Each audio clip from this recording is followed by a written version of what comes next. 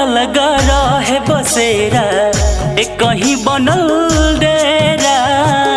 समैया के चक्र में फसल भइल काल घेरा। अलग अलग रहे बसेरा कहीं बनल डेरा। समैया के चक्र में फसल भइल काल घेरा। उड़ते पतंग धागा टूट जाई। उड़ते पतंग धागा टूट जाई।